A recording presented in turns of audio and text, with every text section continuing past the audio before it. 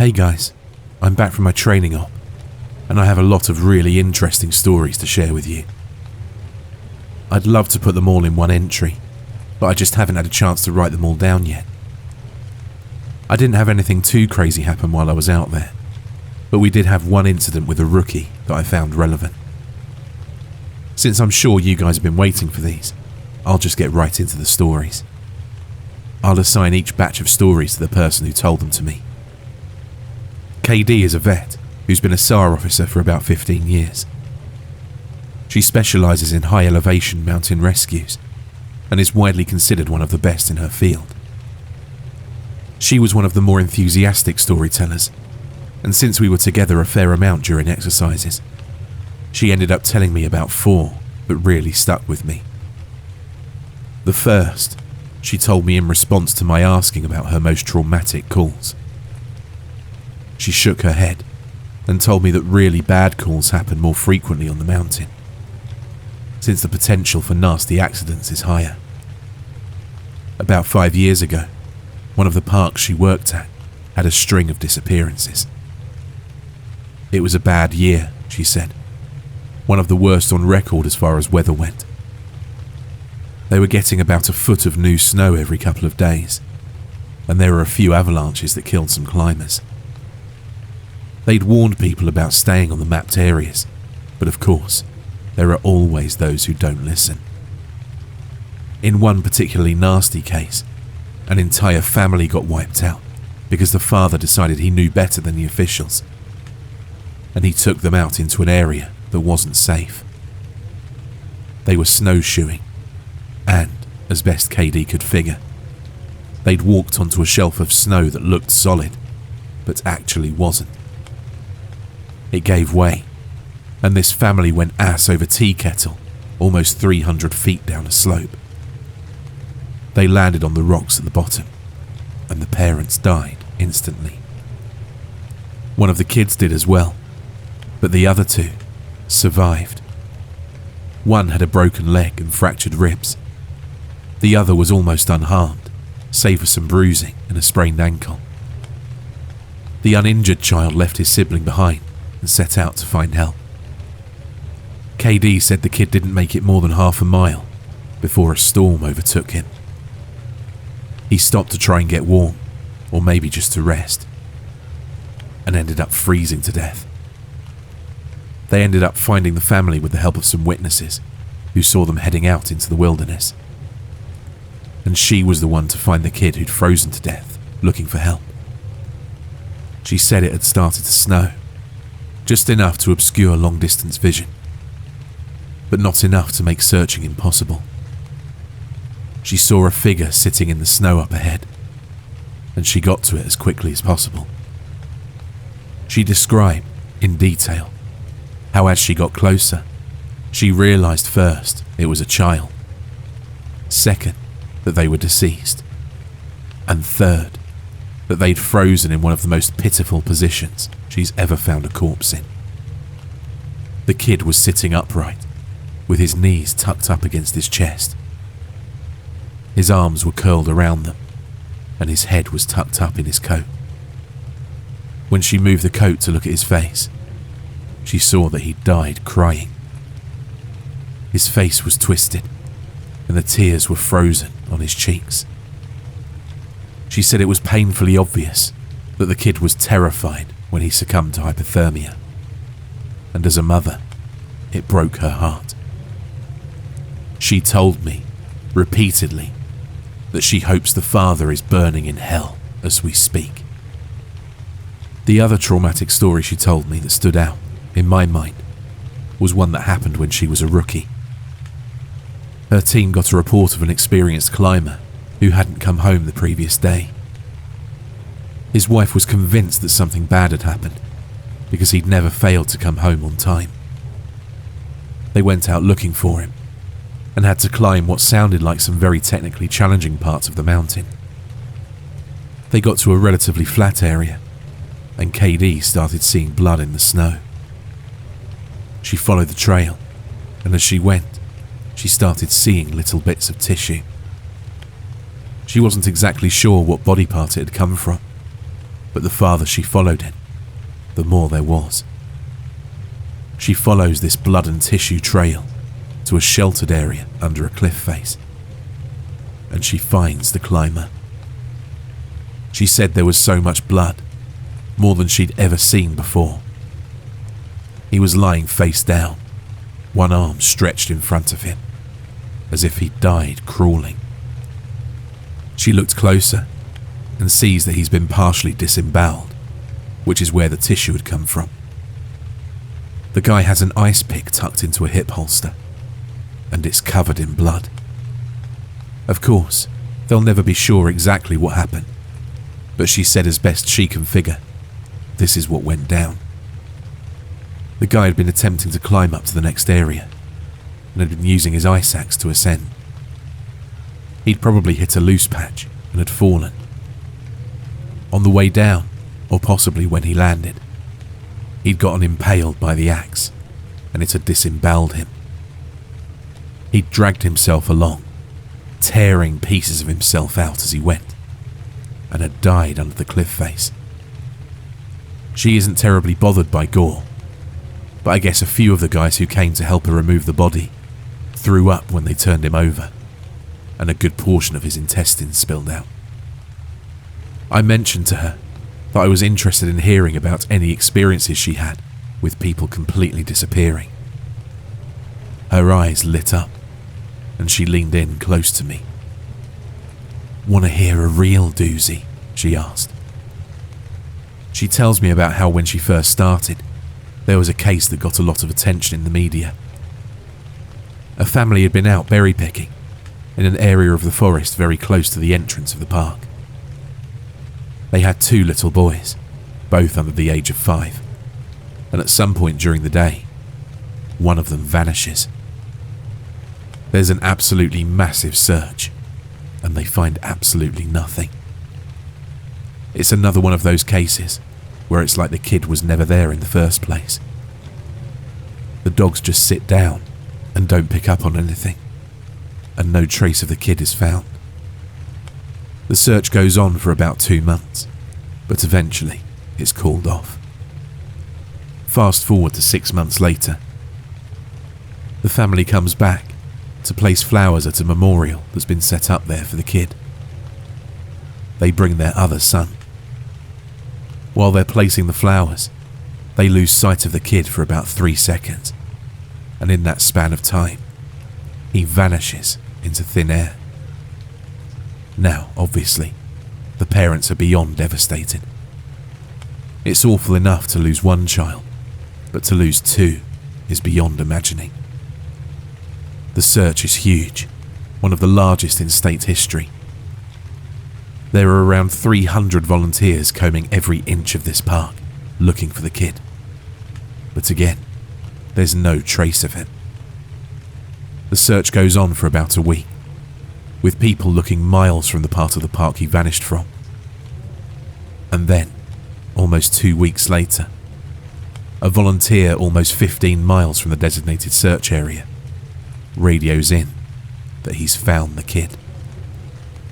They assume that the kid was dead, but the volunteer says he's not only alive, he's in good shape. KD and her team go out to recover the kid, and when they get there, she can't believe that this is the kid that's been missing. His clothes are clean, there's no dirt on him anywhere, and he doesn't appear traumatized. The volunteer says he found the kid sitting on a log, playing with a little twig bundle that's bound together with some old rope. KD asks him where he's been, who he was with for those 2 weeks, and the kid tells her that he's been with the fuzzy man. Now, KD firmly believes in Bigfoot, so she gets all excited and asks what he means by fuzzy. Was he hairy? But the kid says no, he wasn't hairy. He was a fuzzy man, and he describes a man that's blurry.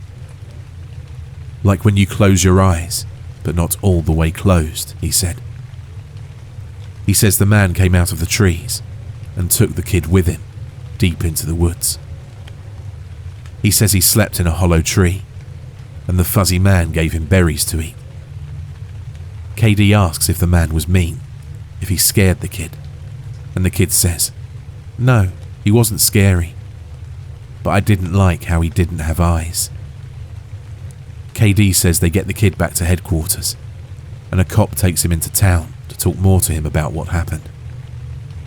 She's friends with the cop that talked to him, and she said the kid described being kept in this tree by the fuzzy man and given berries whenever he was hungry.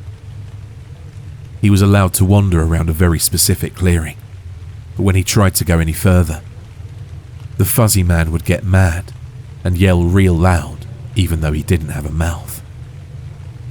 When the kid got scared at night, the fuzzy man made it go brighter, apparently, and gave him the twig bundle. He said the fuzzy man was going to keep him, but he had to let him go because the kid wasn't the right kind. He either can't or won't elaborate more on that. The cops are just sort of left scratching their heads, and the search for his brother is renewed with no results. The kid has no idea where his brother might be, and they never find him. The last story that KD told me was of something that happened to her when she got separated from her training group when she was a rookie again. They were learning the basics of high elevation, belaying on a well-mapped side of the mountain, and she had to use the bathroom. She went off about 50 yards from the group during a meal break and did her business. I'll tell the rest exactly as she told it to me. So, I go to take a piss, and once I'm done, I start going back to the group. But I've only gotten about 5 feet when I realise that I have no idea where I am. And this wasn't a, "oh, I got turned around" lost. I mean I had literally no damn clue where I was. If you'd asked me, I don't even think I'd been able to tell you what state we were in. It was sort of how I imagine people with amnesia feel, you know? You're completely lost, and you have no idea what to do. So I stood there for a while, just trying to figure out where the hell I was and what I was supposed to do. But the longer I stand there, the more confused and turned around I get, so I started walking. As I recall, I just picked a random direction and went for it. And as I'm walking, it's just getting worse and worse, to the point where I have no concept of why I'm on the mountain in the first place. I'm just trudging through the snow, and then I start hearing this voice. It's kind of inside my head, almost. Like if a frog could talk, all low and croaky. And it's telling me over and over, "It's okay. It's okay. You just need to find something to eat. Find something to eat and you'll be okay. Just keep walking and find something to eat. Eat. Eat." So I start looking around for anything I can eat, and I swear to God, I've never felt that hungry in my whole life. It was bottomless, and I think I'd have eaten just about anything you put in front of me right then. I had no concept of time, so I had no idea how long I'd been out when I hear an actual voice coming towards me. I go towards it and see one of the other SARs, and he looks goddamn terrified. He's running towards me, asking if I'm okay and what the hell I'm doing out here.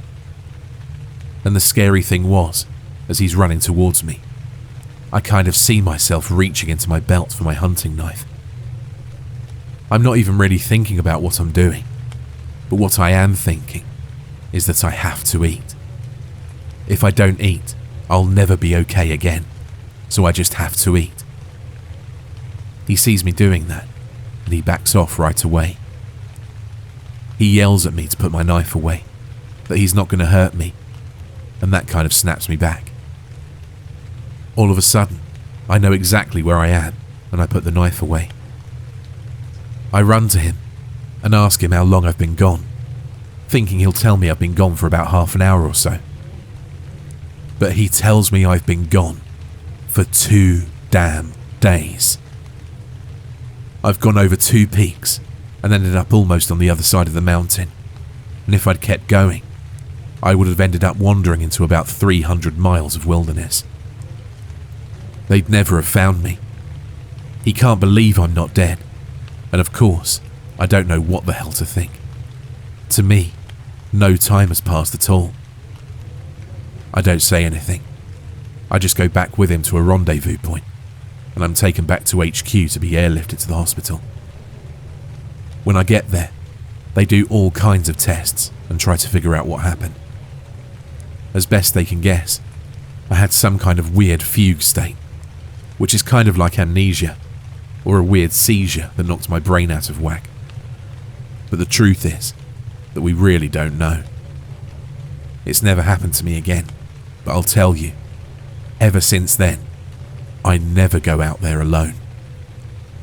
People rag on me for making them come with me when I have to leave the group, but I just tell them that listening to me piss in the snow is better than losing me for 2 damn days on a freezing mountain. And that's their story. The next person I talked to was EW, a former trainer who now works as an EMT. He still comes to ops like this to help out, but he doesn't work full time for us anymore. He specialises in finding lost kids. He just seemed to have a sixth sense when it came to knowing where they'd gone. He's a legend among the more senior vets, but he gets embarrassed if you compliment him on his work. He sat down with me at dinner one evening, and we ended up swapping stories. Most of them were just casual, but when we got on the subject of our weirder calls, I mentioned I'd had a buddy who'd gone up a set of stairs. He got kind of quiet and asked me if I'd heard of a little boy who'd disappeared from his park a few years back. I hadn't, so he told me this story. They were out looking for this 11-year-old boy, Joey, who'd gone missing near a river. Of course, the first thought was that he'd fallen in and drowned. When they brought the dogs out, they led SAR officers away from the river and up into a very densely forested area. When we do searches for people, we search in grid patterns, and we search every box of the grid incredibly thoroughly. What EW's team noticed right away was that a very strange pattern was occurring. Dogs in alternating boxes were picking up Joey's scent, but losing it when they overlapped with another box. If you think of a checkerboard, Joey's scent was being picked up in random black squares, but never in red. This, of course, didn't make any sense, because how could the kid bounce from area to area without leaving a scent in each place he passed? EW and his partner pass into a new box of the grid, and EW notices a set of stairs about 50 yards away. He tells his partner that they need to go check near it, but his partner flat out refuses. He tells EW that he's made it a point to never go near any stairs he sees, and that while it may be routine, he's not to pretend it's normal. He tells EW that he'll wait in sight while EW checks. EW says he was irritated, but he felt for the guy and didn't push him on the subject. Again, this is in his words. I walked over to the stairs. They were small, kind of like stairs into a basement. I don't really feel strongly one way or the other about them, the stairs I mean, so I wasn't scared or anything. I guess I'm like everyone else, and I just prefer not to think about them too much. Anyway, I went over, and I could see that there was something lying on the bottom step, sort of curled up.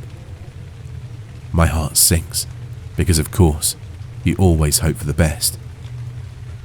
And we were confident that we'd find this kid alive, because he's only been missing for a few hours.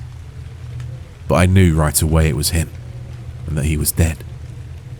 He was curled up in a little ball on the step, holding his stomach. It looked like he'd been in horrible pain when he died, but I didn't see any blood, except for some on his lips and chin. I radioed in that we'd found him, and we got his body back to command. That poor family, they were devastated. The parents couldn't understand how he'd be dead, because he'd only been gone for such a short amount of time. And on top of that, we didn't have any obvious cause of death, which just made it worse. I figured he'd probably eaten something poisonous, since he was holding his stomach when I found him, but I didn't want to guess. It's hard enough to hear that your kid's dead, let alone have some stupid SAR guy guessing about what happened. They took him away, and I went home and tried not to think about it. I hate finding dead kids, man. I love this job, but it's one of the reasons I left. I've got 2 daughters, and the thought of losing them that way just... He choked up a little here. I'm not great with emotional stuff like that, and it's always sort of awkward to see a grown man cry, so I didn't really know what to do. He pulled himself together eventually, though, and he kept going. We don't always hear back from the coroners about cause of death. It's not really our job to know, I guess, and sometimes, if they think it's foul play, they won't tell us because of legal bullcrap. But I've got a friend who works for the sheriff's department, and he'll usually pass along any interesting info if I ask. In this case, though, I actually got a call from him about a week later. He asks if I remember the kid, and of course I do. And he says some seriously weird stuff is going on. He tells me, "EW man, you're going to think I'm crazy, but the coroner has no idea what happened to this kid. He's never seen anything like it." My friend goes on to tell me that when the coroner opened the kid up, he couldn't even believe what he was seeing. The kid's organs were like Swiss cheese. Quarter-sized holes were punched clean through just about every single organ this kid had, aside from his heart and lungs. But his colon, his stomach, his kidneys were full of these clean holes. My friend said the coroner described it as if someone had taken a hole punch and punched holes out of everything. They were so neat. But the kid didn't have a scratch on him, no entry or exit wounds. The closest anyone there had ever seen like it was a guy who'd filled himself full of buckshot a year or so back while cleaning his rifle. No one had a clue what could have possibly caused it.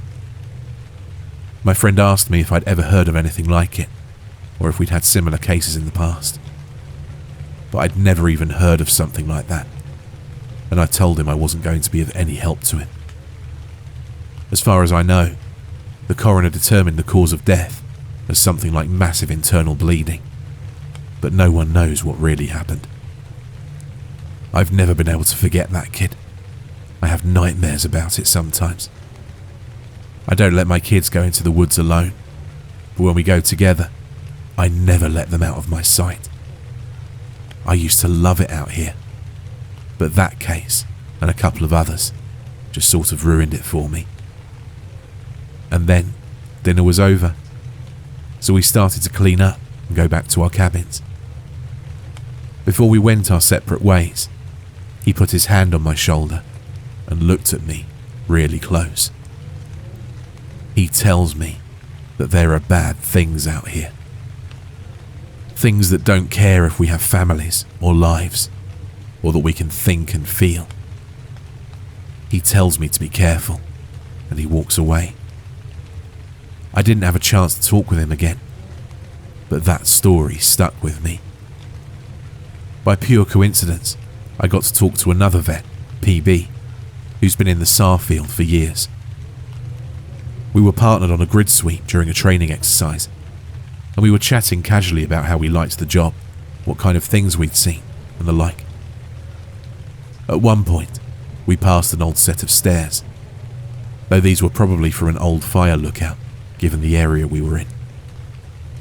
I sort of casually mentioned that I was curious about the stairs, and that I wished I knew more about them. He got kind of quiet, and looked like he wanted to tell me something, but wasn't sure if he should. Finally, he told me to turn my radio off. Obviously, this is something we're never, ever supposed to do, but I did it, and he did the same. About 7 years ago, he tells me, he was out on a call with a rookie. They were in an area of the park that's had a lot of strange reports and events.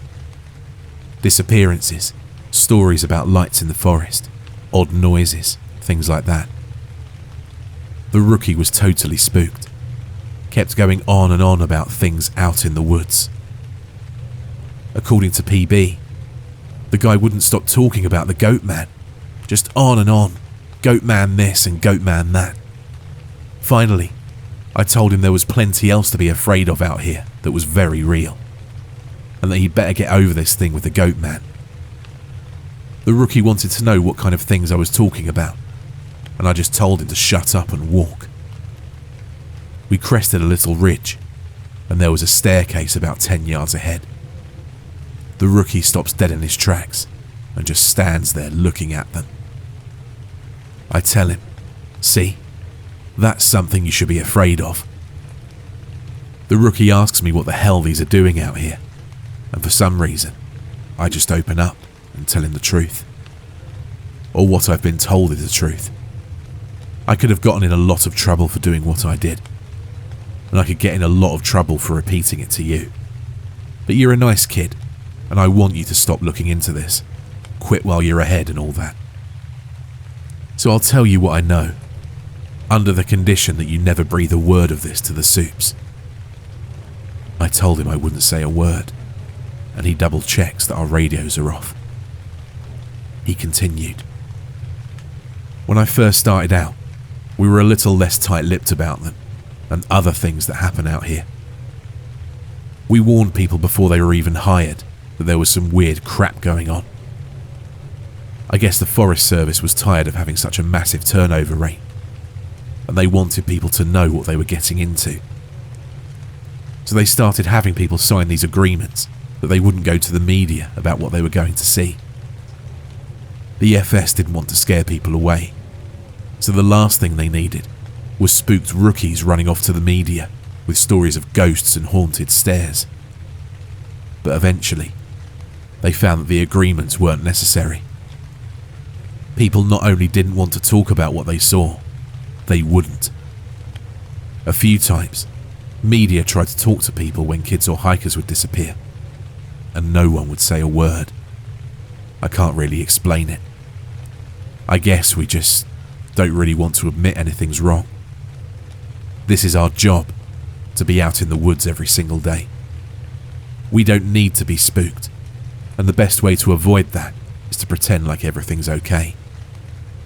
So I'll tell you everything I can think of, and after that, I'm done talking about it, for good. And I expect you not to bring it up around me, ever. Are we clear? The stairs have been out here for as long as the parks have existed. We have records going back decades describing them. Sometimes people go up them and nothing happens. Other times, look, I really don't like talking about this, but sometimes really bad stuff happens. I saw one guy get his hand sliced clean off when he got to the top step. He reached out to touch a tree branch, and it happened so fast. 1 second, his hand was there, and the next it was gone. Completely clean wound. We didn't find his hand, and the guy almost died. Another time, a woman touched one of the stairs, and a blood vessel in her brain exploded. Literally exploded, like a water balloon.